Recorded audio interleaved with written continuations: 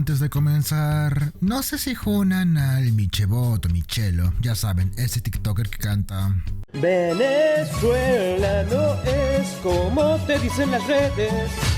Bueno, hay una manera muy inesperada de introducir este video, que sería cantando El Joker 2 no es como te lo dice la gente. Aquí hay un payaso muy deconstruido. La tan esperada secuela del Joker de Todd Phillips llegó a cines. Luego del gran éxito que fue la película estelarizada por Joaquin Phoenix, las expectativas frente a su secuela estaban por los cielos, tanto como el valor del sol peruano en Bolivia. Y así como grandes fueron sus expectativas, dura y rápida fue su caída en desgracia, igual que las reservas en dólares existentes en Bolivia. Quitando los chistes bolivianos, es inevitable encontrar y observar numerosas críticas a la secuela, aludiendo un montón de factores, tan diversos que terminan derivando en una masacre igual de proporcional que fueron las andadurías de Arthur en 2019.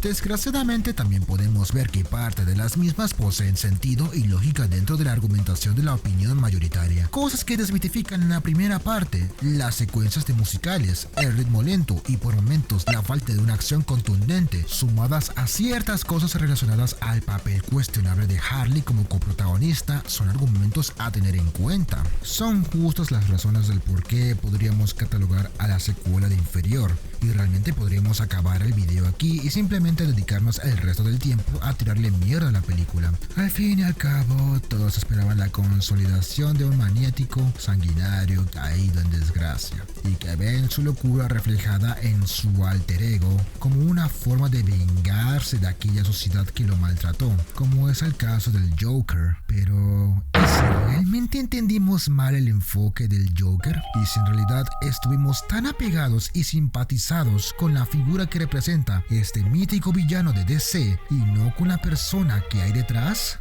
Llámenme loco si quieren, pero me parece que es necesario explicar este singular enfoque tomado, enfoque que sí, es extremadamente impopular y hace que muchas cosas vistas en la primera película queden en la mismísima nada, pero a su vez considero que estamos frente a una demonización bastante desmedida y claramente nos olvidamos de quién es en realidad el personaje detrás de la pinta de payaso sanguinario, y por contraproducente que suene, incluso podríamos vernos reflejados en Harley Quinn, una metáfora de aquel público que esperaba por un villano que nunca llegó. Examinemos fragmentos interesantes que nos arrojan luces de lo que este enfoque estaba destinado a hacer. Al inicio de la película se nos presenta un cortometraje animado del Joker. En este caso tenemos a Arthur y su sombra, el Joker, recreando la escena en el show de Murray. Mientras vemos a un Arthur timorato y que solo busca realmente hacer su show, su sombra básicamente nos trae reminiscencias de aquel Joker deseado por la audiencia. Esta sombra hace lo que ya conocemos en la anterior película del 2019. Comete los crímenes que todos conocemos y Arthur trata de detener sus fechorías en vano, terminando como resultado que él mismo termine comprando al personaje y se pierda para siempre en esa fachada de payaso sanguinario. Payaso que termina pagando los platos rotos producidos por su alter ego, pues al final de este cortometraje, Arthur es arrestado por la policía y llevado al manicomio de Arkham. Aquí ya comenzamos con las aventuras de un Arthur en la prisión, donde su rutina consta de levantarse, tomar sus medicamentos, salir a dar vueltas en el patio y hablar con los guardias, hablar con Ricky, quien se podría decir que es el que mejor le trata en Arkham, y recibir la visita de su abogada de turno para presentarse al juicio. Esta abogada busca probar que el Joker no es más que una mera personalidad disociada del verdadero Arthur, personalidad producto de los abusos, maltratos y cosas que ha pasado a lo largo de su vida. Sin embargo, en medio de la ida al despacho de la dicha abogada, Arthur se topa con Harley Quinn, quien se encontraba recluida en Arkham haciendo terapia de canciones. Aquí es interesante e importante prestar atención a este personaje, pues la primera interacción que tiene con Arthur es hacer el mismo gesto que una vez le hizo a su vecina cuando se la topó en la primera película, dándonos a entender que estamos frente a alguien que podría tener un impacto muy fuerte en Arthur. Sospechas que se confirmarían con el paso del tiempo. Harley en todo momento le dice a Arthur una cosa: no te reprimas. Ella no quiere ver a Arthur Fleck, ella quiere ver al Joker.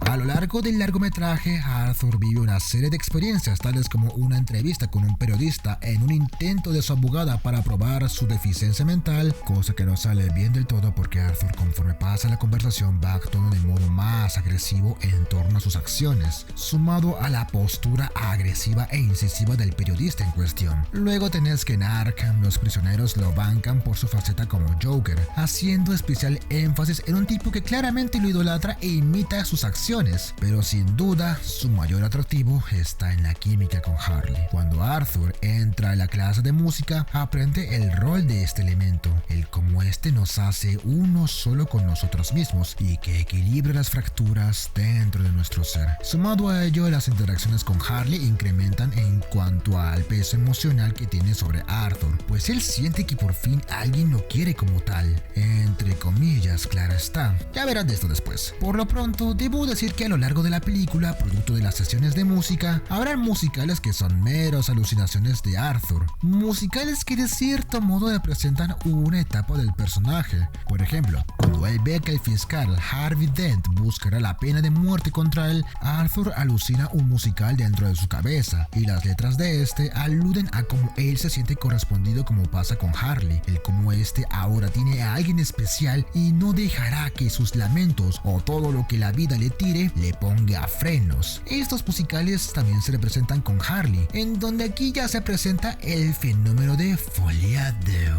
es decir, locura e histeria compartida. Ahora, ¿recuerdan que les dije que Harley quiere entre comillas a Arthur? Bueno, aquí comienzan las verdaderas intenciones de ella. La abogada del Joker le revela que ella le ha mentido en cosas tales como su historia personal. Ella crea toda una coartada para que Arthur se sienta comprendido, como mencionar el hecho de que ella creció en el mismo barrio que él, que su padre le golpeaba y eventualmente este moriría, entre otras cosas que harían que Arthur rápidamente caiga en su juego y desee aún más sacar su lado del Joker para complacerla, solo para descubrir que todo esto es falso. Su padre nunca murió ni la maltrató, y para peor, ella es graduada de psiquiatría y se internó en Arkham a propósito. Si bien la abogada le hace el punto de que Harley solo lo está usando para que ella juegue a lo que ella desee, Arthur sigue insistiendo en confiar ciegamente en ella, persona que hará todo lo posible para tumbar los esfuerzos de la abogada para demostrar que Arthur está loco y probar que el Joker es su verdadera personalidad. Acciones tales como decir que compró un departamento en donde él solía vivir y que está supuestamente embarazada de él demuestran sus verdaderas intenciones de no dejar que Arthur se aleje de ella y aceptar su verdadera personalidad del Joker. Y lo cierto es que Arthur compra todos sus intentos y se compra cada vez más al personaje. Escenas como el incendio en Arkham, donde ellos casi escapan y en donde quedan encerrados en el calabozo y pues juegan al papá y la mamá. Sus múltiples encuentros, ya sea en la corte cuando Harley le visita, sus múltiples alucinaciones con ella refuerzan los esfuerzos que Harley hace para que Arthur actúe. Tenemos que recordar una cosa: Arthur está enfermo mentalmente. Sufrió muchísimos abusos a lo largo de su vida. Su propia madre adoptiva no le ayudó. En el trabajo era maltratado, cagó a tiros a un montón de gente y terminó en el peor lugar de Gotham. El hecho de que una persona se le acerque con afecto, busque entenderle y le aliente a hacer las cosas incondicionalmente según su perspectiva, claramente va a tener un efecto grande en él. Harley es una influencia enorme y una muy mala, porque esto complica mucho su situación. Un Arthur disociado de la realidad que tiene alucinaciones musicales donde cada vez más busca reforzar que él es el Joker y en donde su cordura cada vez más es deteriorada, dejan al pobre en una situación muy delicada. Súmenle a que la fiscalía lo quiere muerto y en los juicios el tipo termina espantando a su única ayuda, que era su abogada, y asume su propia defensa. Ahora, en primera instancia, claramente no podemos notar esto, porque constantemente la película está inmersa entre musicales y escenas insípidas. Atrás que duele enigma por saber qué cosa Arthur imagina o no. Atrás quedaron esas escenas de él intentando ir por un supuesto padre que nunca llega, de un sujeto que pierde la cordura más y más. La película se resume en Arthur en la prisión. Es bastante predecible en cuanto a lo que es real o no. Harley por momentos no convence y los musicales por momentos son muy intrusivos. Y lo cierto es que la película parece estar consciente de que nosotros estamos perdiendo progresivamente la paciencia y empezamos a ser aquellos opresores que pateaban a Arthur en la primera película. Primero,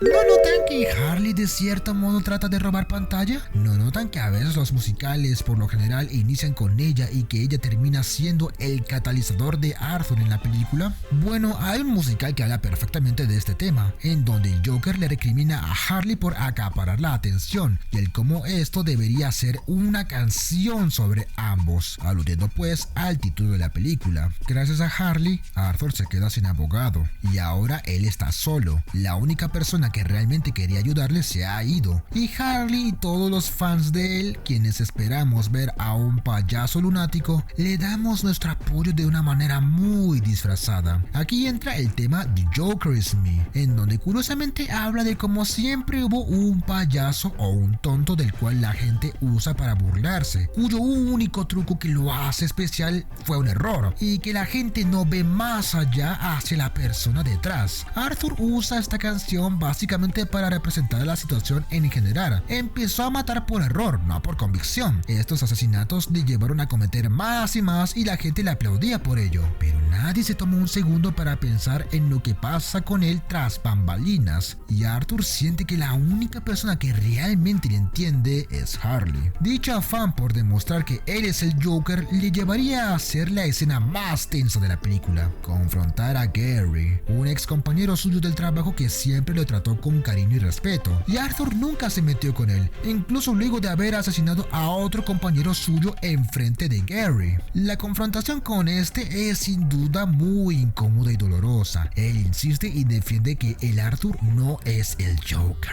que es en realidad una buena persona que cayó en el camino equivocado. Arthur simplemente lo espanta, aludiendo que al final es igual a los demás, igual que Murray, igual que su madre. Hasta se tomó el tiempo para meterse con la policía que resguarda Arkham. Finalmente logra su cometido: espanta a la otra persona que aún veía en él a un ser humano con sentimientos y sueños, y para su desgracia el meterse con la policía de Arkham le sale muy caro, pues a su regreso al manicomio estos le atacarían y revivirían unos traumas del pasado de él abusándolo. Y para colmo de males, cuando Ricky lo apoyaba a la distancia viendo su penosa situación, solo terminó por provocar a los guardias y finalmente este perdería la vida asfixiado. El haber reactivado sus viejos traumas, sumado a que indirectamente causó una muerte más, desactiva por completo al Joker. Solo queda Arthur, quien en su alegato final declara que no existe el Joker. Solo él admite los crímenes que cometió y declara que solo quiere deshacerse de todo para empezar una nueva vida. Declaraciones que ya demuestran lo roto que está el personaje mentalmente y que no caen para nada bien en Harley y sus pseudo seguidores, quienes finalmente le abandonan. Justo antes de que pueda recibir su sentencia, una misteriosa explosión aparece y escapa momentáneamente con ayuda de algunos fans suyos, para finalmente terminar en la escalera de su antiguo barrio donde se topa con Harley, y esta finalmente lo manda a volar.